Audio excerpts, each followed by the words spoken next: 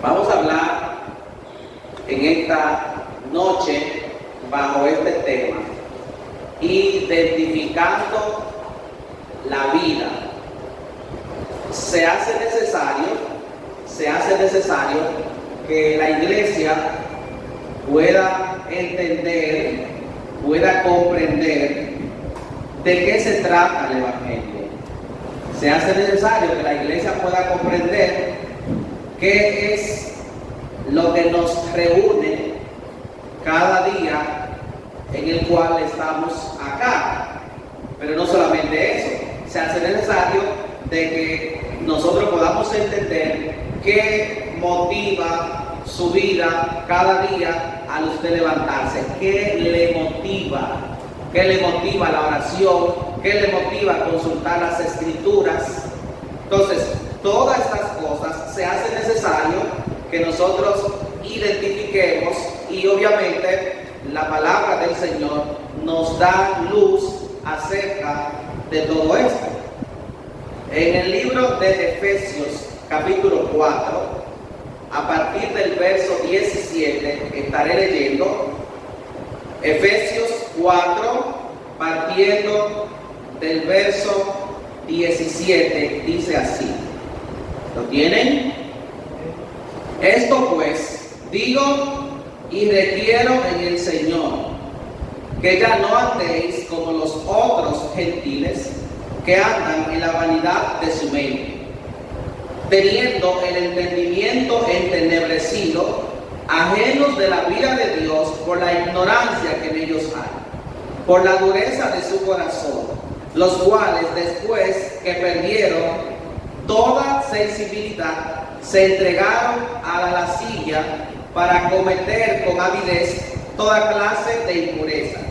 Mas vosotros no habéis aprendido así a Cristo, si en verdad le habéis oído y habéis sido por él enseñado, conforme a la verdad que está en Jesús. En cuanto a la pasada manera de vivir, despojaos del viejo hombre que está viciado conforme a los deseos engañosos, y renovaos en el espíritu de vuestra mente, y vestidos del nuevo hombre, creado según Dios, en la justicia y santidad de la verdad. Amén. El libro de Efesios es un libro que contiene verdades sumamente relevantes, sumamente importantes para nosotros poder tener indicios de cómo identificar la vida. Y la vida es Cristo. En el Efesios 1, a partir del verso 3, dice, nos bendijo, y 4 respectivamente, dice que el Señor nos bendijo y nos escogió en Cristo Jesús antes de la fundación del mundo. O sea, Dios el Padre nos escogió y nos bendijo antes de la fundación del mundo. Pero lo que implica esto es que nosotros fuimos introducidos en Cristo. Nosotros fuimos introducidos en el Santo y nosotros fuimos aceptados en Cristo. En el verso 1 del capítulo 2 de Efesios dice, Él nos dio vida cuando estábamos muertos en nuestros delitos y en nuestros pecados. O sea, el apóstol Pablo, que escribe a esta carta, él está haciéndole saber a la iglesia de los Efesios que el Padre les dio vida. Ahora, si alguien está vivo, en sí mismo tendrá evidencia de que está vivo. Ahora, ¿qué es lo que pasa? Que la vida que aquí habla la Escritura no está hablando, no es del respirar, no está hablando, no es del caminar, porque antes de nosotros recibir la vida que es en Cristo Jesús, caminábamos. Antes de nosotros recibir la vida que es en Cristo Jesús, respirábamos. Entonces, ¿a qué Dios le llama vida? Entonces, esa es la primera pregunta. ¿A qué Dios le llama vida? Bueno, ustedes recuerdan que de hecho estuvimos hablando el domingo pasado respecto a que en el principio Dios creó al hombre y a la mujer a su imagen y a su semejanza. ¿Cómo lo creó? Bueno, dice que Dios sopló aliento de vida. O sea, Dios quiso que la vida de Él estuviese ¿dónde? En nosotros. Pero le dijo al hombre: cuando ustedes deben tratar de no comer del árbol del bien y del mal, porque cuando ustedes hagan eso, entonces si lo hacen van a morir. Ahora, Adán y Eva literalmente, físicamente no murieron cuando hicieron eso. Lo hicieron, sí, pero murieron literalmente no, sino que su muerte efectivamente ocurrió, pero fue una muerte espiritual. Pastor, vamos al paso. Sí, vamos al paso. Lo que pasa es que la vida es espiritual. ¿Cómo es la vida? Espiritual. Entonces, no podemos identificar el valor de algo que no sabemos qué es. Entonces, primero es, la vida es espiritual. Bueno, de hecho, Dios es espíritu. ¿Estamos claros hasta ahí? Dios es espíritu. Entonces, cuando nosotros nos unimos al Señor, un espíritu somos con Él. De modo que cuando Cristo vino a nosotros y se manifestó en nosotros, para nada, absolutamente negativo, no fue que Él puso más años de vida en la tierra a mi vida. No. Ni fue tampoco que a causa como Cristo vino a mi vida, ya a partir de ahí todos mis problemas como un ser humano se acabaron. Tampoco. ¿Y qué fue lo que pasó entonces? En ese momento yo fui trasladado de la muerte a la vida. Identificamos eso hasta ahí. Ahora bien, aquí en el contexto donde acabo de leerles de Efesios 4, a partir del verso 17, la palabra del Señor comienza diciéndonos de cosas que no deberían estar en aquel que tiene la vida de Cristo. Entonces, miren, primero está el apóstol haciéndole saber a la iglesia cosas que el creyente, el Hijo de Dios, el que fue escogido por Dios, el que fue bendecido en Dios, el que de antemano, antes de la fundación del mundo, fue aceptado en Cristo. Entonces está diciendo ahora cosas que esa persona no debe contener como parte de la vida que es Cristo en nosotros. ¿Cuáles cosas, pastor? Bueno, me está diciendo, escuche cómo inicia esta parte de la escritura. Esto digo y requiero en el Señor que ya no andéis como los otros gentiles en la vanidad de su mente. ¿Qué implica entonces aquí la palabra vanidad? Bueno, la palabra vanidad implica algo que está ausente de esencia. La palabra vanidad implica algo que no tiene ninguna utilidad. La palabra vanidad implica algo sin propósito eterno, y la palabra vanidad entonces implica una mente separada totalmente del propósito de Dios. Una mente separada del propósito de Dios. Y cuando se refiere aquí a mente, implica entendimiento, capacidad de pensar, capacidad de comprender. Entonces, ¿cómo se manifiesta una mente vana? Una mente vana se manifiesta, según el texto y hemos leído, con un entendimiento entenebrecido. ¿Qué es eso, pastor? Un entendimiento oscuro, ausente de la vida de Dios. O sea, lo que estoy diciendo ahora es, el apóstol aquí comienza a describir cosas que no están en la vida de aquel que le sirve, en la vida de aquel que es su hijo. Pero pastor, está hablando de la iglesia. Se supone que no están, sí, ok. Lo que pasa es que nosotros fuimos escogidos en Él, en Cristo Jesús. Él nos dio vida a nosotros, pero todavía nuestra mente, nuestro interior tiene que ser renovado a esa realidad espiritual. Porque no me diga usted que usted nunca, a pesar de que ya es cristiano, a pesar de que ya es hijo de Dios, usted nunca ha pecado después que se convirtió. Ahora, ¿quiere decir el hecho de que en algún momento hayamos cometido pecado? ¿Quiere decir que Cristo no nos habita?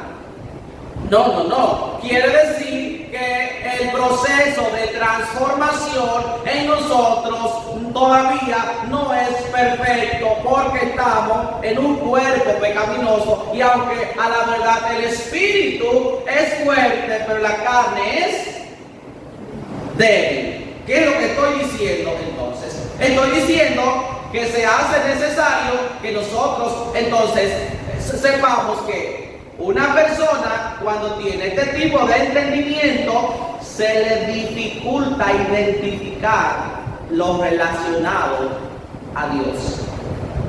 Un entendimiento entenebrecido no implica, por supuesto, este tipo de entendimiento que estamos hablando de una gente de escasez intelectual en su forma de pensar.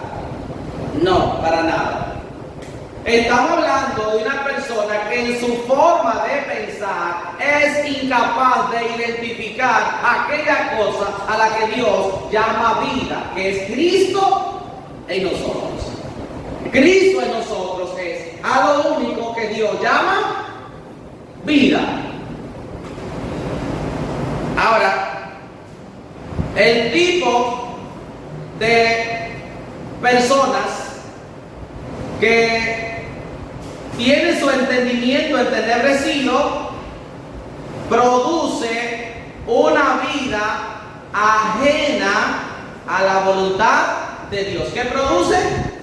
Una vida ajena. O sea, el asunto es que las personas no se planifican tener una vida ajena a la voluntad de Dios. La gente no se planifica para eso.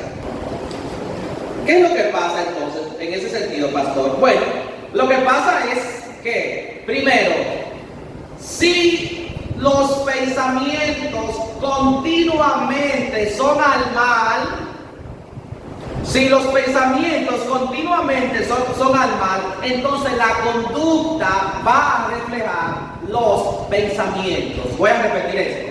Si los pensamientos continuamente son al mal, entonces la conducta va a reflejar esos pensamientos que continuamente son al mal. Entonces, por eso es que dice el Señor. Entonces, lo que debe ocurrir es una transformación en el espíritu de su mente. Eso es un traslado del pensamiento que no agrada a Dios al pensamiento que sí produce la vida de Dios, que es Cristo Jesús en nosotros.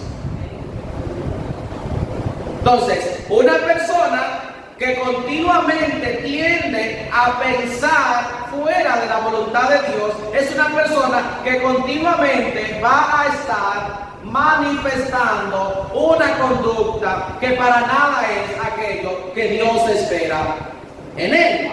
O sea, antes de que Eva tocara, de hecho, tocara el fruto de aquel árbol, antes de eso, primero Eva falló articulando pensamientos fuera de la voluntad de Dios. O sea, antes de que Eva consumara el acto que implicaría que pecó en contra de Dios, antes de eso, ya el pensamiento de Eva estaba lejos de lo que Dios le dijo. ¿Por qué? Porque dése cuenta que ese fruto que ellos lo habían visto, pero después que el enemigo desestabilizó a través de engaño el pensamiento de Eva. Ahora Eva mira el árbol y cuando lo mira, en vez de ver en el árbol lo que Dios dijo, en ese árbol estaba viendo todo lo contrario de lo que Dios dijo. Lo que yo estoy diciendo entonces es que de la manera que ustedes y yo podemos tener una vida fructífera en Dios, y es si Cristo produce un pensamiento conforme a su voluntad en nosotros. Transformaos en el espíritu de vuestra mente. Dice Proverbios 23:7, porque cuál es su pensamiento en su corazón, tal es él. Porque cuál es su pensamiento en su corazón, tal es él. Que es lo que continuamente está en nuestros pensamientos. Que identificas continuamente en tu sistema de pensamiento. ¿Hay indicios de vida en tus pensamientos? Me pregunto. ¿Es Cristo quien gestiona tus pensamientos? Cuando eso es así, entonces no hay duda, estimados hermanos, que estamos viviendo para Dios. Entonces, es sumamente necesario que identifiquemos a qué Dios llama vida, que identifiquemos a qué Dios está llamando vida. Y Él nos dio vida cuando estábamos muertos en nuestros delitos y en nuestros pecados. Antes de que Cristo se manifestase en nosotros, la mente estaba gobernada por una naturaleza que no era para nada buena. Era a lo que la Biblia llama vieja naturaleza. ¿Cómo se manifestaba la vieja naturaleza en nosotros? Bueno, se manifestaba de la siguiente manera. Primero, se partía del yo. Es decir, yo voy a gestionar mi vida conforme a mí, conforme después a mis necesidades, y el que en esa gestión de vida conforme a la antigua naturaleza, el que pensaba mejor después decía, bueno, mis necesidades y Dios que me ayude a mí. Oiga, ¿cómo? Mis necesidades y Dios que me ayude a mí. O sea, el que gestiona la vida desde la antigua naturaleza para nada está pensando en que Dios estuvo primero y es desde la eternidad y para. O sea, Dios no fue creado para mí. No, Dios no fue creado para mí. Yo fui creado para Él. O sea, el que gestiona entonces su vida desde la nueva naturaleza comienza a pensar primero en el plan que Dios tiene para cada uno de nosotros. ¿Qué plan Dios tiene? Entonces, cuando nos acercamos a una congregación, muchas veces tenemos planes. Y dice la gente, entonces a veces, yo voy a ir para que Dios me ayude a hacer esto y lo otro. Yo voy a ir porque yo sé que Dios va a sanarme. Yo voy a ir porque Dios va a hacer, o sea, nos acercamos pensando que Dios está acá simplemente para atender las necesidades de nosotros. Y si bien es cierto, todas nuestras necesidades están en Él es que las suple, pero la actitud debería ser cuál plan, cuál propósito tú tienes para mí, porque yo quiero estar dispuesto a hacer tu voluntad. Y en su voluntad nosotros somos saciados. La plenitud de vida de cada uno de nosotros, la plenitud de vida del creyente, la plenitud de vida del hombre y de la mujer de Dios está en Él. No en cómo Dios satisface mi demanda. El asunto es este. La vida y la única vida que Dios tiene para los seres humanos, para la iglesia, está en Cristo Jesús. Dice el texto entonces que cuando ocurrió, ¿qué cosa? Primero, un pensamiento entenebrecido. Segundo, un corazón endurecido. Y tres, ese tipo de persona entonces se entregó a la lascivia. Se entregó a vivir conforme a sus deseos. Miren, dice el texto, y se entregaron a la lascivia. Y la lascivia implica naturalmente esos deseos sexuales pecaminosos, pero también implican todos esos deseos que llevan al hombre a vivir lejos de Dios. Entonces el hombre pasa de ser gobernado por Dios a ser una persona gobernada por sus deseos. Y muchas veces inclusive dice la persona, no, porque yo no soy esclavo de nadie, pero no deja un hábito. ¿Y por qué no dejas ese hábito? Ah, tú eres esclavo de ese hábito. Y Jesucristo se lo dijo a la gente. El que comete pecado, esclavo es de ese pecado. O sea, lo que estamos diciendo, yo no soy libre porque diga que soy libre. No. Yo soy libre porque puedo hacer la voluntad de Dios, que es lo único que hace la gente libre. Escúcheme. ¿Cuál es la libertad que Dios nos ha dado entonces? Es la libertad de poder, con nuestro juicio, con nuestro raciocinio, pero no con un raciocinio en la mente natural, sino en la mente espiritual. Con nuestra comprensión, pero es espiritual. Con nuestro entendimiento, pero es espiritual. Porque el entendimiento humano nunca va a alcanzar a ver la voluntad de Dios. El entendimiento humano nunca va a alcanzar a ver la voluntad de Dios. De modo que le dije a ustedes, en la condición que quedó Adán, era imposible que Adán pudiera volver al Edén. ¿Y por qué? Porque Edén, jardín del Edén, no fue hecho para las personas en la condición que Adán quedó. ¿Cómo quedó Adán después del pecado? Quedó muerto. ¿Qué hizo Dios en Cristo Jesús entonces con nosotros? Que nos dio vida. Ahora, en el verso 20 de lo que les he leído a ustedes, cambia el enfoque. ¿Cuál es el enfoque entonces aquí? Miren cuál es el enfoque. Dice, más ustedes no han aprendido así a Cristo.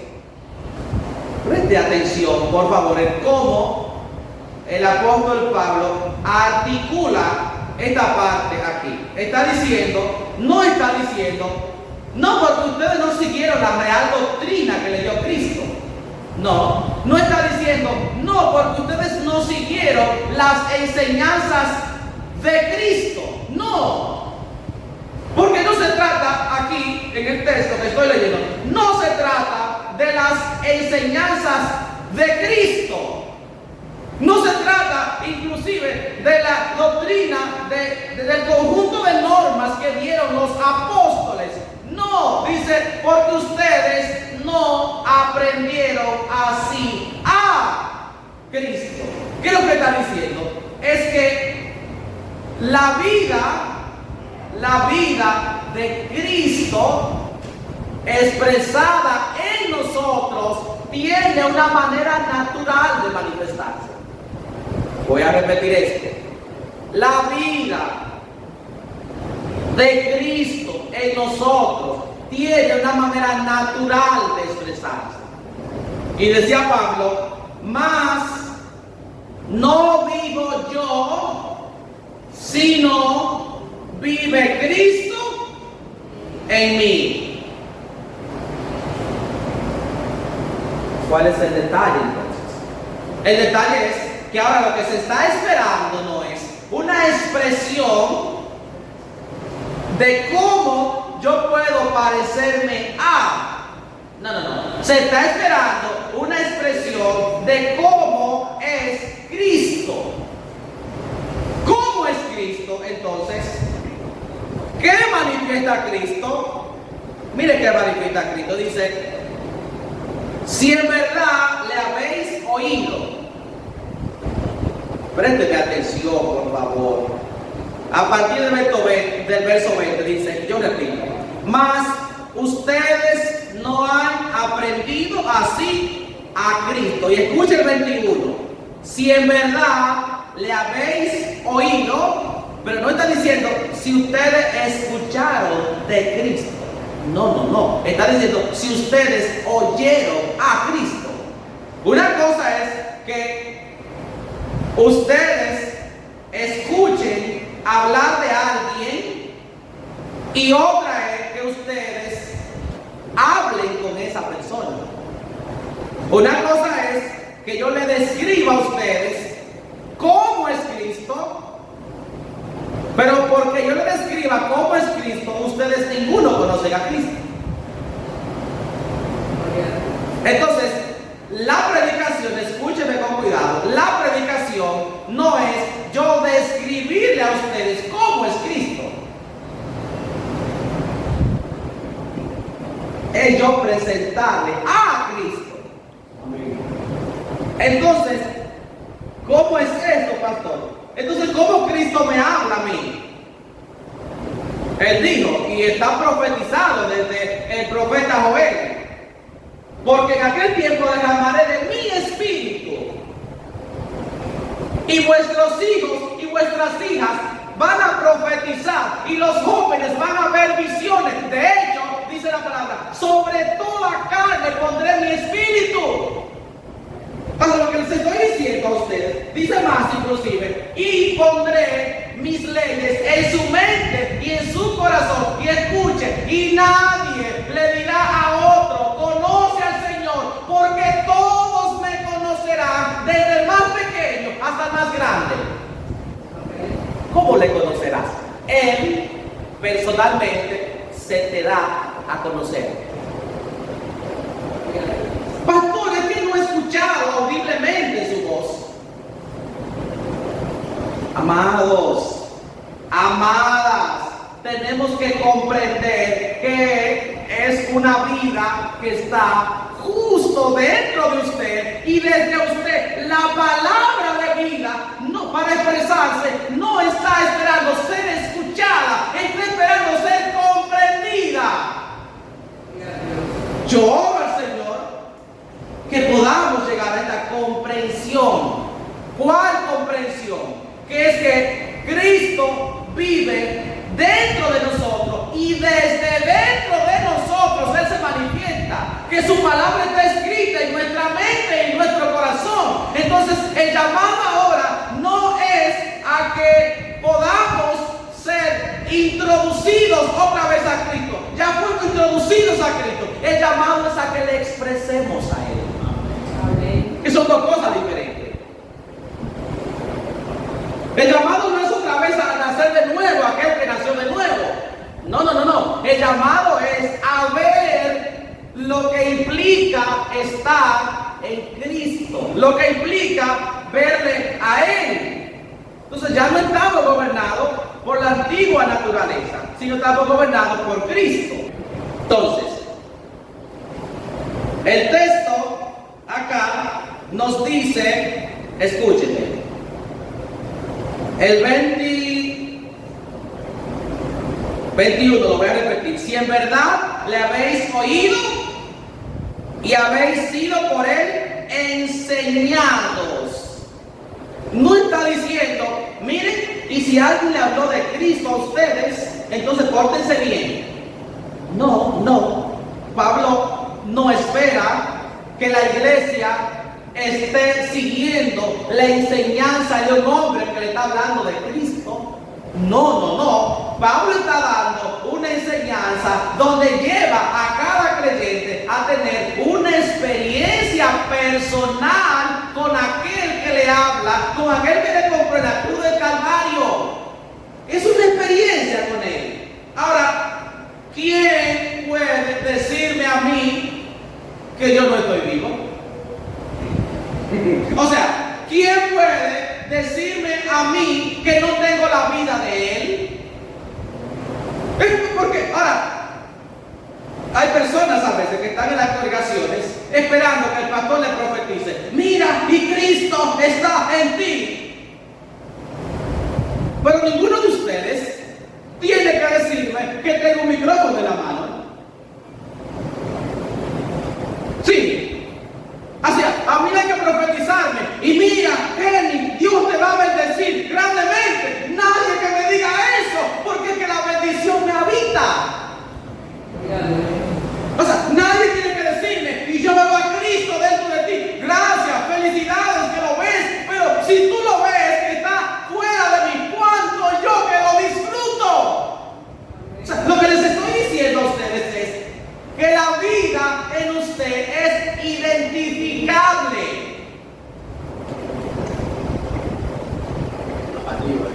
La vida en usted es identificable. ¿Sí o no, amados? Bueno, ¿cuáles cosas no están? ¿Cuáles cosas sí están? Una mente renovada. Una persona consciente de que yo no vine a la congregación porque estoy buscando de Dios. No, amado, Dios le habita donde quiera que usted está. Usted vino porque cada día usted le hace un culto, y hoy venimos a publicar ese culto que le hacemos desde nuestra casa. Por eso es que yo insto en decirles que el esfuerzo más grande de un cristiano no debe ser moverse de su casa a una congregación. No. El verdadero creyente está en culto todos los días. ¿Qué yo presento todos los días? Mi cuerpo. Yo presento todos los días lo que yo soy, lo rindo ante Él para que Él entonces sea visto en mí.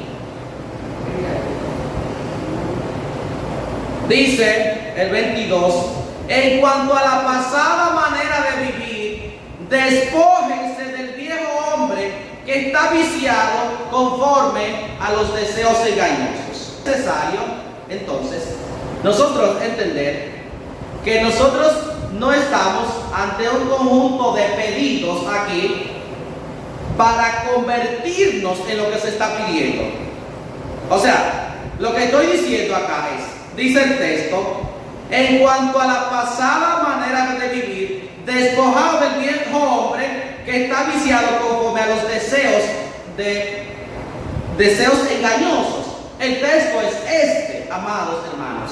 No está diciendo despójense, porque como cada uno de aquí sabe, no es un asunto como que yo me convertí a Cristo y ya todos los deseos del mundo ya pasaron, ya yo no deseo nada del mundo, ya yo puedo mirar cosas atractivas y yo decir, gloria a Dios, aleluya. No, amado, no es eso. Miramos y muchas veces deseamos lo que miramos. Sin embargo, lo que está diciendo el texto, de todo eso, despójate. ¿Y con qué? ¿Y cómo te va a despojar? ¿Para ser hijo de Dios? No, no te despojas para ser hijo de Dios. Te despojas porque ya eres hijo. Y ahí es que está el detalle. O sea, todo lo que está solicitando acá la palabra que hagamos no es para llegar a ser una... No. Es a consecuencia de lo que ya somos. Porque nosotros, les leí y les repito, dice el Efesios 2:10, porque somos hechura suya, creados en Cristo Jesús para buenas. O sea, somos hechos en Cristo Jesús nosotros. Ya estamos en Cristo Jesús. Así que no nos estamos despojando del viejo hombre para ser hechos.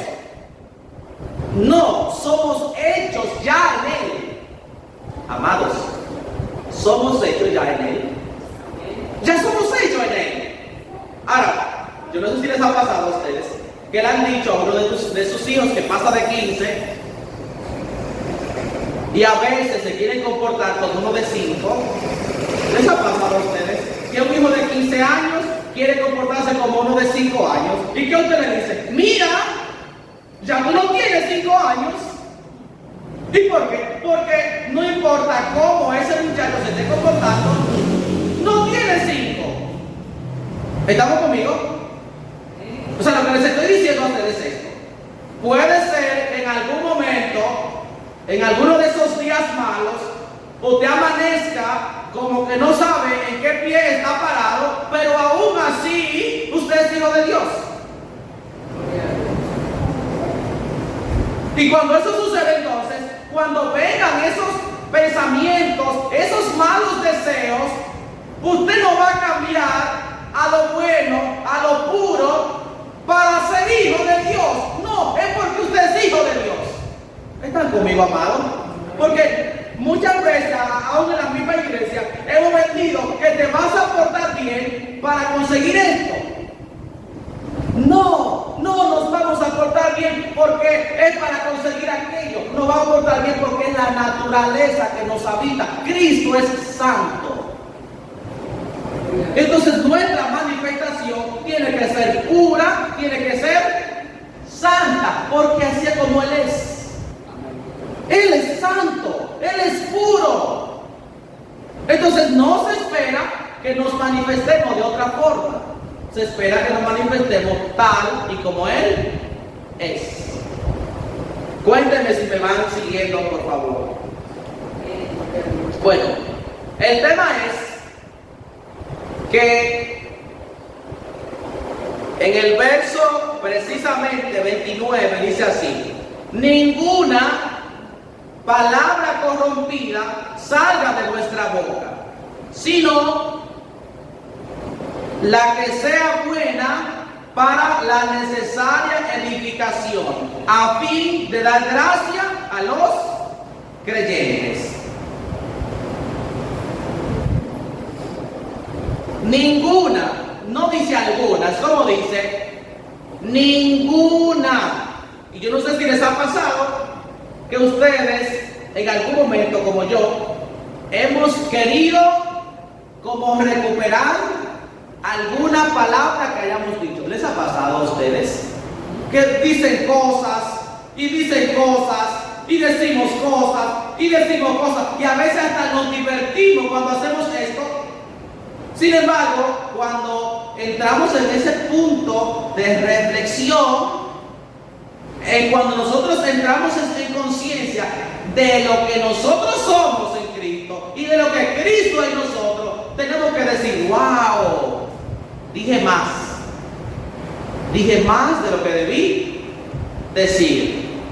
Pero ¿por qué entras en ese tiempo de reflexión? Bueno, lo haces precisamente por el Cristo que te habita, por el Espíritu que te habita, porque leímos anteriormente que todas estas personas que con ese pensamiento entenebrecido, ese entendimiento entenebrecido, dice que ellos se entregaron a la lascivia porque perdieron toda sensibilidad.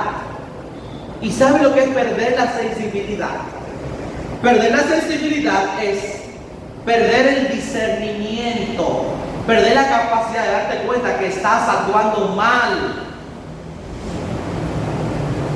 Yo no sé si les ha pasado que muchas veces cuando estamos formando malos hábitos, por ejemplo, mentir.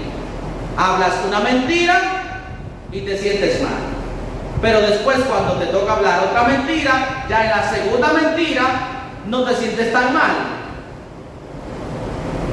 Pero después, la tercera mentira, ya como que la pasas.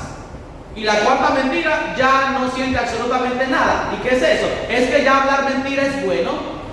No, lo que pasa es que a medida que vamos practicando lo que a Dios no le agrada, vamos perdiendo lo que la Biblia llama sensibilidad espiritual, discernimiento para identificar que nos estamos equivocando y que eso no es evidencia de vida. A la vez que nos equivocamos, a la vez que repetimos pecado, a esa misma vez entonces perdemos la sensibilidad y ya la persona te mira los ojos y te habla mentira como que nada de nada. ¿En serio? Entonces, es sumamente necesario, hermano, estar con esa sensibilidad espiritual para que inmediatamente nosotros fallamos, pero usted pueda, ay Señor, dice, si se da cuenta, en el verso 30, y no contristéis al Espíritu Santo de Dios, con el cual fuisteis sellados para el día de la redención. No lo contristemos. O sea, no hagamos nada para que el Espíritu Santo esté sin deseo de manifestarse en nosotros. Para que el Espíritu Santo esté contristado. No, el Espíritu Santo es en nosotros como un anticipo, es como un pago adelantado. ¿Sabe lo que es eso? Un pago adelantado es la vida a plenitud como es Cristo en nosotros. Nadie, pero absolutamente nadie, está viendo todo lo que debería ver de la vida de Cristo. ¿Y por qué, pastor? Porque el cuerpo que hospeda a Cristo en nosotros es un cuerpo frágil, es un cuerpo incapaz de mirar todo lo que Él es. ¿Y qué es lo que hacemos entonces? Bueno, usted alcanza a ver a Cristo hasta donde se haya ejercitado en la madurez, usted también, y así cada quien ve de Cristo hasta donde se haya ejercitado en madurez. Y de repente entonces usted ve que una persona habla de Cristo, ¿hasta dónde habla de Cristo? Hasta donde le ha visto. ¿Están conmigo, amados hermanos? El tema es entonces que dice, y no contristéis al Espíritu Santo. No hagamos aquello que sabemos que a Dios no le agrada. Mantengámonos con esa sensibilidad espiritual para poder detenernos y decir, no, yo no cruzo esa línea. Amados, ¿están siendo edificados en esta noche? El punto es, además, que dice el texto, quítese de vosotros toda amargura, enojo, ira, gritería y maledicencia y toda malicia. Antes, sean benignos unos con otros, misericordiosos, perdonándoos unos a otros, como Dios también os perdonó a vosotros en Cristo Jesús. Y termino diciéndoles así, porque somos hechura suya, creado en Cristo Jesús para buenas obras, las cuales Dios preparó de antemano para que anduviésemos en ella. Ese texto está en Efesios 2:10. Yo leí en Efesios 4:17 17. Nada de los cambios y de las transformaciones que habla Efesios 4 no es para llevarte a creer que no estás en Cristo, no es para eso, sino es para corresponder a aquello que ya Dios hizo en nosotros. Ya Dios lo hizo. Ahora, ¿qué es lo que pasa? Que si Dios lo hizo, nosotros debemos corresponder a lo que ya hizo. Dice el texto: sean santos porque yo también soy santo. Amén.